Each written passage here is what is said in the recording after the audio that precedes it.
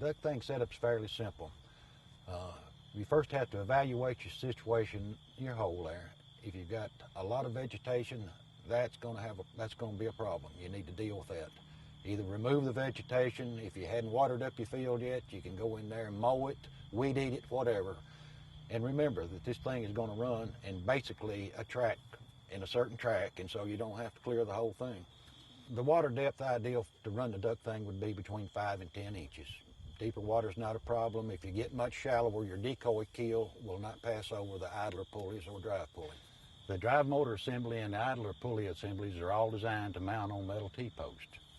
These T-posts come with stabilizer plates attached to them, and we recommend that you remove those stabilizer plates. It'll make it much easier to get that post out of the water if there are any roots or heavy clay or anything like that in the bottom.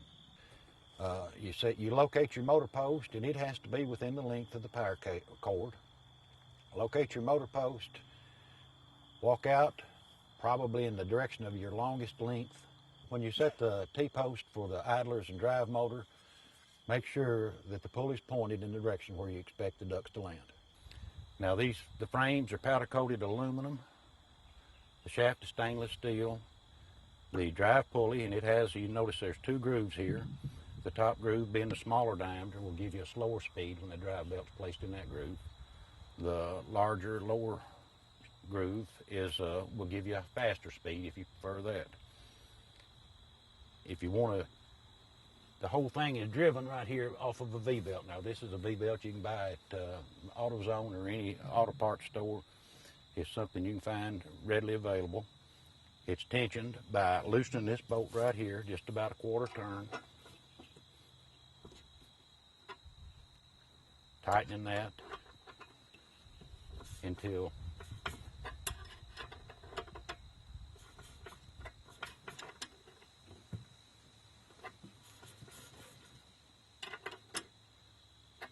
when you turn that by hand, it'll rotate the shaft right there without any slippage.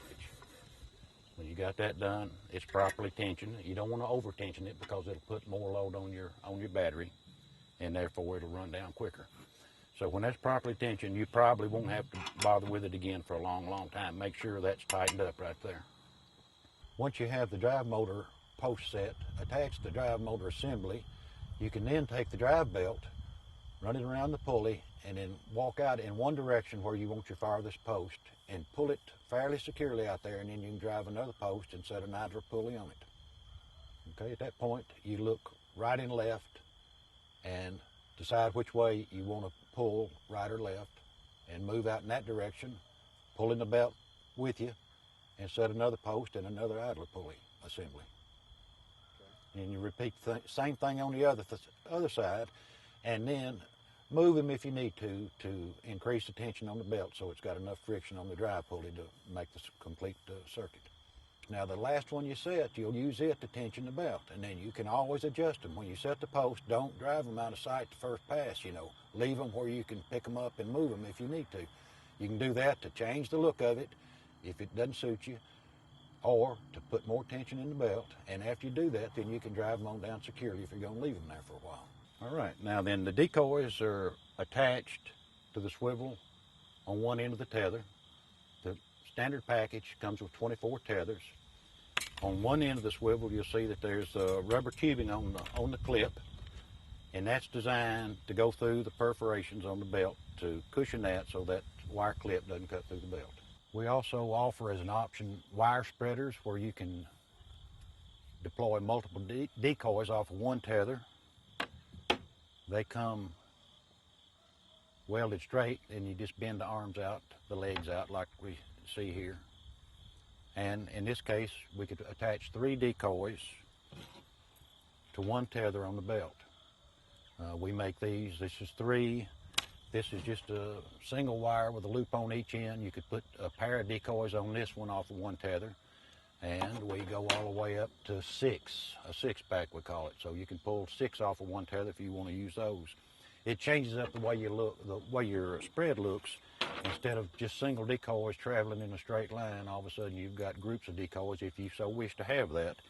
And it's fairly inexpensive. You have to rig your decoys slightly differently to use the tethers. In this case,